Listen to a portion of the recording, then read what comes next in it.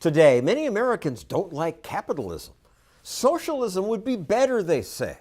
Not repressive Russian or Venezuelan socialism, but democratic socialism, like what's practiced in Scandinavia. I think we should look to countries like Denmark, like Sweden. Say, wow, you want to be like Sweden?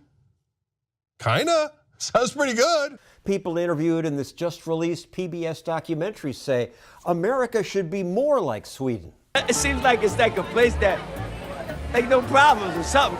It is a socialist economy. Volvos and socialized medicine.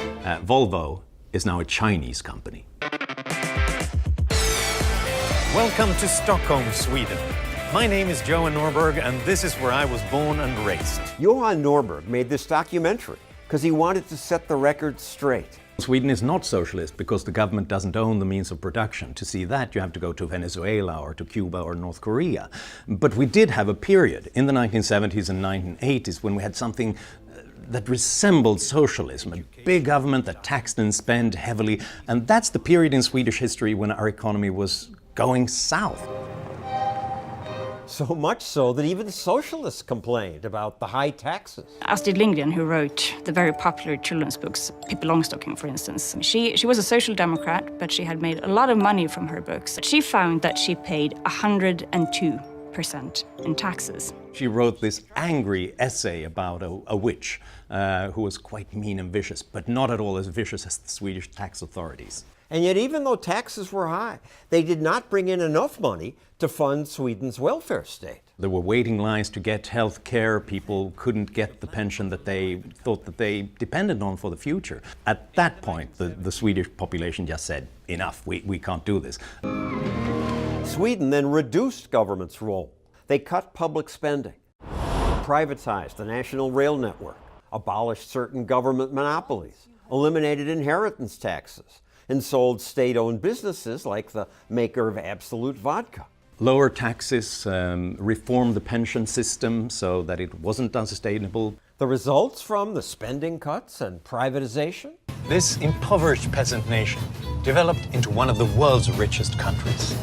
All I hear is that Sweden is this socialist paradise. We do have a bigger welfare state than the US, higher taxes than the US, but in other areas, when it comes to free markets, when it comes to competition, when it comes to free trade, Sweden is actually more free market. That free market pays for Sweden's big welfare programs. Today, our taxes pay for pensions. You call it social security. For 18-month paid parental leave, government-paid childcare for working families. But having the government manage all of these things didn't work well, so we had to manage it in another way. They privatized. We realized in Sweden that with these government monopolies, we don't get the innovation that we get when we have competition. And this is particularly true for the school system.